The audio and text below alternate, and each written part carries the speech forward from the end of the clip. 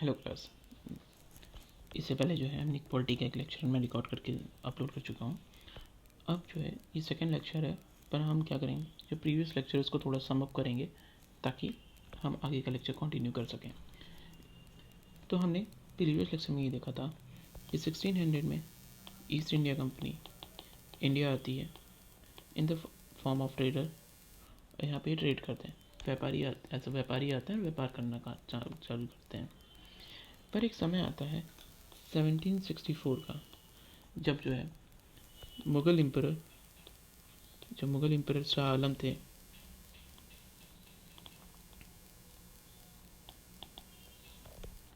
इन्होंने जो है इस ब्रिटिशर्स को जो है दीवानी प्राप्त कर दे देते हैं।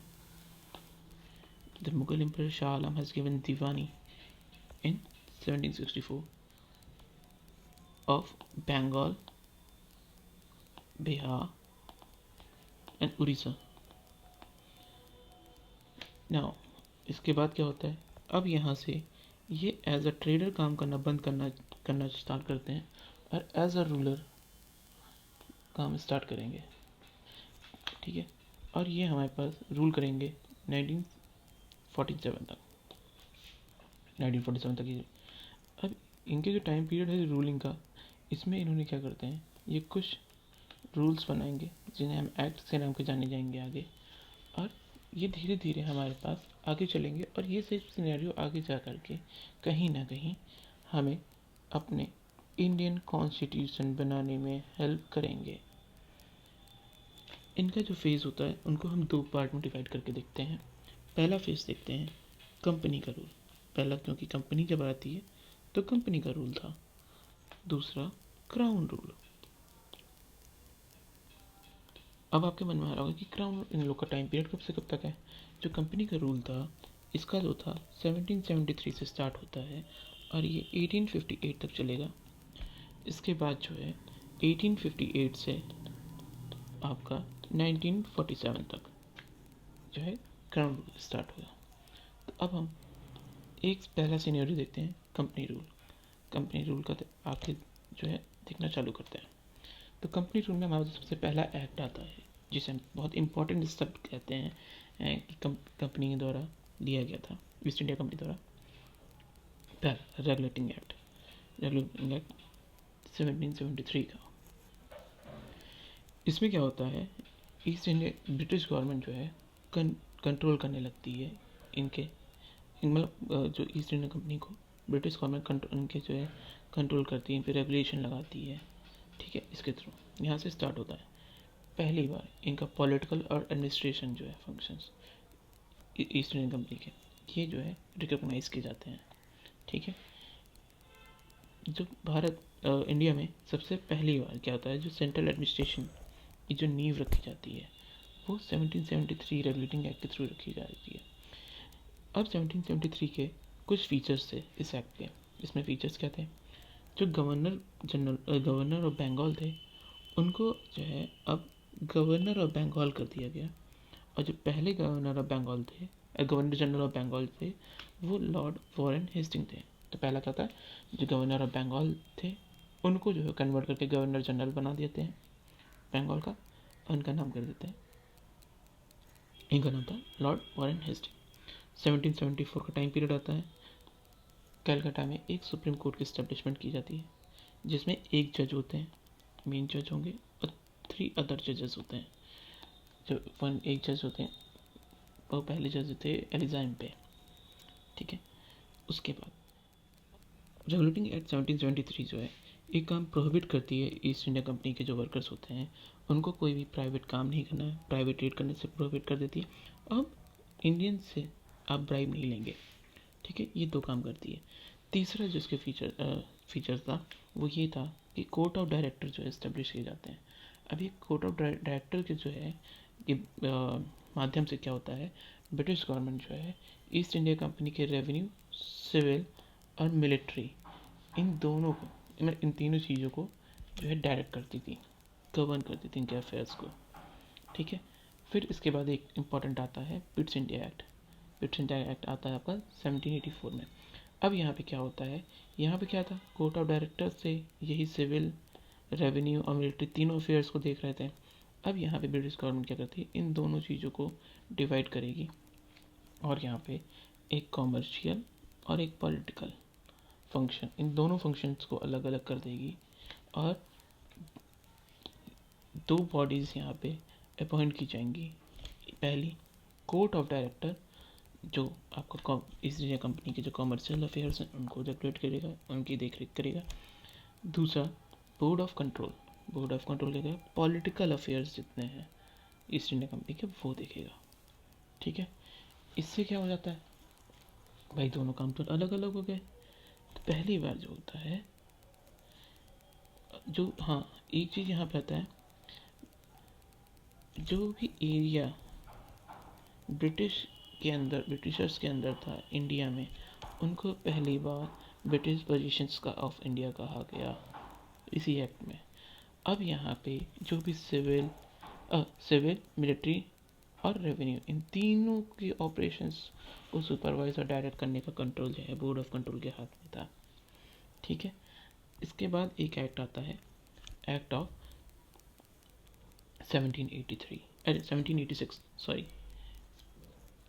इसमें क्या होता है, इस समय कॉर्नवालिस होता है गवर्नर जनरल ऑफ बंगाल, और इसको जो है दो डिमांड्स होती हैं। इसकी दो डिमांड्स क्या होती हैं, should be given power to override the decision of the council in special case, कि स्पेशल केसेस में जो है इसके डिसीजन जो है काउंसिल के जो डिसीजन थे उसको ओवरराइड करने की पावर ये मांगता है और इसको एक्सेप्ट कर ली जाती है। दूसरी चीज़ मांगता है कि he would be commander in chief, और ये अपने आप को कमांडर इन चीफ भी कहता है कि मैं कमांडर इन चीफ हूँगा और मेरी बात को जो है ओवरराइड कर सकता हूँ काउंसिल की बात को कुछ स्पेशल कंडीशन में। तो ये एक्ट आता है 1786 में और इसको मान लिया जाता है। इसके बाद जो एक इम्पॉर्टेंट एक्ट आता है, चार्टर एक्ट ऑफ 1813। इसमें क्या होता है, अब इसमें ये बहुत इंपॉर्टेंट एक्ट है तो थोड़ा ध्यान से देखिएगा। It abolish the trade monopoly of company in India. Indian trade जो है अब सभी ब्रिटिश जो मर्चेंट थे सबके लिए ओपन है। अब सिर्फ ईस्ट इंडिया कंपनी का ही अकेला अधिकार नहीं था, अब क्या है तो सबके लिए ओपन कर दिया गया। ठीक है, monopoly of company over trade off T with and trade with China, ये अभी भी थी। इंडिया पे ट्रेड करने की मोनोपोली इनकी ख़त्म हो चुकी थी, बट चाय और चाइना इनसे ट्रेड करने की मोनोपोली अभी भी ईस्ट इंडिया कंपनी के पास था। ठीक है, 1813 में क्या होता है, ये क्रिश्चियनिटी मिशनरीज़ को अलाउ करते हैं कि आप भारत आइए और अपने अपने जो है क्या कहते हैं क्रिश्चियनिटी को जो है प्रमोट करने के लिए काम करते हैं। 1833 में ही इसी एक्ट में एक बात थी कि पर ईयर 1 लाख रुपीज़ ये खर्चा करते थे एजुकेशन पे। ठीक है, अब आता है चार्टर एक्ट 1833। इसमें क्या होता है, गवर्नर जनरल ऑफ बंगाल अब जो है कन्वर्ट हो जाते हैं गवर्नर जनरल ऑफ इंडिया। 1833 में क्या हुआ, अब जो गवर्नर जनरल ऑफ बंगाल थे उनको गवर्नर जनरल ऑफ इंडिया कर दिया, और ये पहले कौन थे, लॉर्ड विलियम बेंटिक। ठीक है, दूसरी जो तुम्हारा ईस्ट इंडिया कंपनी जो थे वो अब जो है बिकम पूरी तरह से जो है एडमिनिस्ट्रेटिव बॉडी हो जाती है। अब इनकी ट्रेड मोनोपोली पूरी तरह से समाप्त कर दी जाती है और अब ये एज अ एडमिनिस्ट्रेटर काम करने लगेंगे 1833 में। ठीक है, फिर आता है चार्टर एक्ट 1853। 1853 में क्या होता है, गवर्नर जनरल इनकी काउंसिल जो है, इनके दो काउंसिल होती है गवर्नर जनरल की, एक एग्जीक्यूटिव काउंसिल एक लेजिस्लेटिव काउंसिल। पहली बार लेजिस्लेटिव काउंसिल को जो है इंडिया में लाया जाता है। ठीक है, 1853 में ही आपका एक काम होता है कि सिविल सर्विस एग्जामिनेशन कंडक्ट कराया जाता है और ये ओपन होता है एनुअल कॉम्पिटिशन, ओपन जो है एनुअल कॉम्पिटिशन होता है। ठीक है, 1854 में जो है मैकेले की एक कमेटी होती है और इनके रिकमेंडेशन पे ही जो है सिविल सर्विस एग्जामिनेशन जो है कंडक्ट कराते हैं। ठीक है, हाँ, और एक बात और, चार्टर एक्ट 1853 में एक चीज़ और इंट्रोड्यूस होती है, लोकल रिप्रेजेंटेशंस, है ना, जो इंडियन ये जो लेजिस्लेटिव काउंसिल है, इसमें जो है इंडियंस के जो लोकल रिप्रेजेंटेटिव्स हैं उनको इंट्रोड्यूस किया जाता है। ठीक है, गवर्नर जनरल के लिए जो है 6 मेंबर की काउंसिल होती है, जिसमें से 4 मेंबर जो होते हैं वो लोकल प्रोविंशियल गवर्नमेंट से आते हैं। और ये कहाँ से होंगे? मद्रास, ये 6 जो 4 मेंबर होंगे, मद्रास, बॉम्बे, बंगाल और आगरा। ठीक है, तो यहाँ तक क्या हमने देखा है कि यहाँ तक हमारा क्राउन रूल चल रहा था। इस क्राउन रूल में जो हमारे कुछ इंपॉर्टेंट्स थे, एक आपका रेगुलेटिंग एक्ट हो गया 1773 का, पिट्स इंडिया एक्ट हो गया 1784, जिसमें आपका डबल गवर्नमेंट की पहली बार बात हो जाती है, क्योंकि यहाँ पे क्या होता है, कोर्ट ऑफ डायरेक्टर और बोर्ड ऑफ कंट्रोल आ जाते हैं। कोर्ट ऑफ डायरेक्टर क्या करते हैं, कमर्शियल अफेयर्स की चीज़ें देखने लगते हैं, और बोर्ड ऑफ कंट्रोल जो पॉलिटिकल अफेयर जो है ईस्ट इंडिया कंपनी के वो देखते हैं। 1786 कॉर्नवालिस को अपॉइंट किया गया था as a governor general of Bengal, और उनकी 2 शर्तें होती हैं कि भाई जो है हम जो कहेंगे हमारी बात जो है ओवरराइड कर जानी चाहिए, काउंसिल्स की बात को वो मान ली जाती है, और दूसरे इनको कमांडर इन चीफ अपने आप वो कहते हैं कि मैं कमांडर इन चीफ हूँ, तो भी मान ली जाती है। फिर चार्टर एक्ट 1813 आता है, ये भी बहुत इंपॉर्टेंट। इसमें क्या होता है, जो ईस्ट इंडिया कंपनी की जो है आपकी ट्रेड की मोनोपोली थी इंडिया में, वो समाप्त कर दी जाती है। अब कहा जाता है कि अब कोई भी जाके वहाँ पे इंडिया में ट्रेड कर सकता है, सिर्फ ईस्ट इंडिया की कंपनी ही नहीं करेगी, क्योंकि अब इनको धीरे धीरे एडमिनिस्ट्रेशन लाइन में जाना है, तो ये इनका मोनोपोली पहले यहाँ समाप्त होती है। पर चाय और चीन, इन दोनों से व्यापार पे मोनोपोली अभी भी ईस्ट इंडिया कंपनी की बनी रहती है। ठीक है, 1813 में ही जो क्रिश्चियन मिशनरीज होते हैं इनको कहा जाता है कि आप इंडिया में आए और जो है धीरे धीरे अपनी जो है धर्म को या अपने रिलीजन को जो है एक्सपेंड करें। ठीक है, और इसमें एक सबसे अच्छी बात यह रहती है कि 1 लाख रुपीज़ जो है इस एक्ट में होता है कि 1 लाख रुपीज़ खर्चा किया जाएगा किस पे, एजुकेशन के पढ़ाने के लिए। ठीक है, चार्टर एक्ट उसके बाद आता है 1833। 1833 में क्या होता है, जो गवर्नर जनरल ऑफ बंगाल होते हैं उनको अब कन्वर्ट कर दिया गया है गवर्नर जनरल ऑफ इंडिया। अब पहले गवर्नर जनरल ऑफ इंडिया बनने वाले जो व्यक्ति होते हैं वो लॉर्ड विलियम बेंटिक होते हैं। ठीक है, और अब 1833 से ही ये हो जाता है कि आप ईस्ट इंडिया कंपनी जो है इनकी ट्रेड मोनोपोली पूरी तरीके से बंद हो जाती है। अब ये पूरी तरह से एडमिनिस्ट्रेटिव बॉडी की तरह काम करने लगे। ठीक है, फिर 1853 आएगा। 1853 में क्या होगा, गवर्नर जनरल के जो 2 काउंसिल होंगे, एक एग्जीक्यूटिव काउंसिल, एक लेजिस्लेटिव काउंसिल। एग्जीक्यूटिव काउंसिल जो पहली बार इंडिया में इंट्रोड्यूस हो रहा है भाई, सिविल सर्विस की एग्जामिनेशन कंडक्ट कराया जा रहा है, इससे रिलेटेड एक कमेटी बनी थी, मैकाले कमेटी। 1854 में ये पूछा जाता क्वेश्चन काफ़ी। ठीक है, फिर जो है क्या होता है आपका, इसी एक्ट से जो है जो ये लेजिस्लेटिव काउंसिल बनी हुई है इसमें जो है इंडियंस का रिप्रेजेंटेशन भी चाहिए होता है, ये नहीं कि भाई सेपरेट प्रोसीजर है। तो इसमें जो होता है 6 नए मेंबर इंट्रोड्यूस किए जाते हैं। 6 नए मेंबर थे, उनमें से जो है 4 मेंबर लोकल जो प्रोविंस थे वहाँ से आएंगे। ये प्रोविंस कौन कौन सी थी, मद्रास, बॉम्बे, बंगाल और आगरा।